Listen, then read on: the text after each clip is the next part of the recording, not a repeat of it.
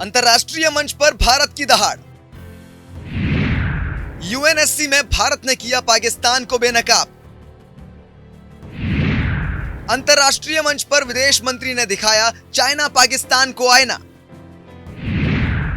पूरी दुनिया के सामने एस जयशंकर ने दिखा दी हिना रब्बानी बिलावल भुट्टो को उनकी औकात। छठा छठा छठा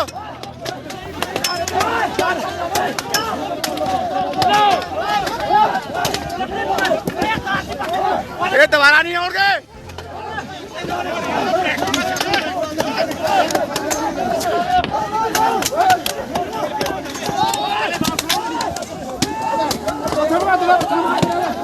मगर जाओ मगर थोड़ा जाओ।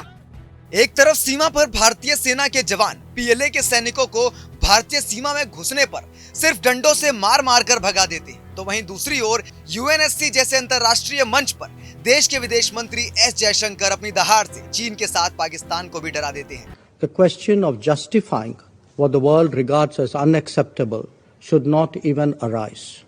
That certainly applies to state sponsorship of cross-border terrorism.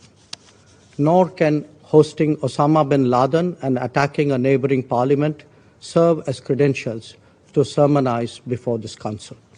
That said, I thank all council members for their contributions. I now resume my duty as the President of the Council. I now give the floor to His Excellency Mr. Fariz Razaev. Jaishankar ने साफ शब्दों में इस मंच से पाकिस्तान को उसकी औकात बता दी। उन्होंने साफ साफ बता दिया कि पाकिस्तान आतंकवाद का एपिसेंटर है। You know, you're asking the wrong minister when you say how long will we do this, because it is the ministers of Pakistan who will tell you how long Pakistan intends to practice terrorism. So look, at the end of the day, the world is not stupid, the world is not forgetful, and the world does, increasingly call out countries and organizations and people who indulge in terrorism. And by taking that debate elsewhere, you're not going to hide it. You're not going to confuse anybody anymore. People have figured it out. So my advice is, please clean up your act.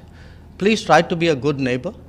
Please try and contribute to what the rest of the world is trying to do today, which is economic growth, progress, development. So I hope through your channel that message goes through. इसके बाद तो मानो पाकिस्तान पागल सा हो गया। पाकिस्तान के नौसिखिए विदेश मंत्री ने तो ऐसा बयान दे दिया जिसे सुनकर खुद पाकिस्तान के लोगों ने ही अपना सर पकड़ लिया। आखिर किसी नौसिखिए से और उम्मीद भी क्या की जा सकती है।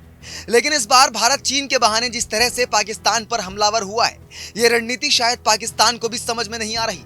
आखिर एक तरफ भारतीय सेना ने बॉर्डर पर अपना दमखम दिखाया, तो वहीं दूसरी तरफ विश्व के सबसे बड़े मंच से पाकिस्तान को भारत ने आईना दिखाया।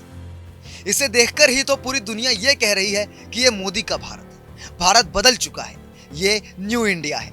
पिछले दिनों तवांग में हुई इस घटना पर देश में विपक्षी पार्टी, खासकर कांग्रेस, सदन से लेकर सड़क तक भले ही हंगामा मचाए हो और मोदी सरकार से सवाल पूछे हो, लेकिन ना चाइना ने इस पर अभी तक एक शब्द कहा है और ना ही पाकिस्तान की तरफ से कोई भी बड़ी प्रतिक्रिया आई है। मतलब साफ है कि पहले की सरकारों की तरह मोदी सरकार ऐसे किसी भी मसले को हल्के में लेकर दबाने में नहीं जुट जाती, बल्कि पूरी रणनीति के साथ मुंहतोड़ जवाब देती है। मोदी सरकार के कार्यकाल में ये पहला मौका नहीं है जब चाइना को इस तरह से इंडियन आर्मी ने मुंहतोड़ जवाब दिया।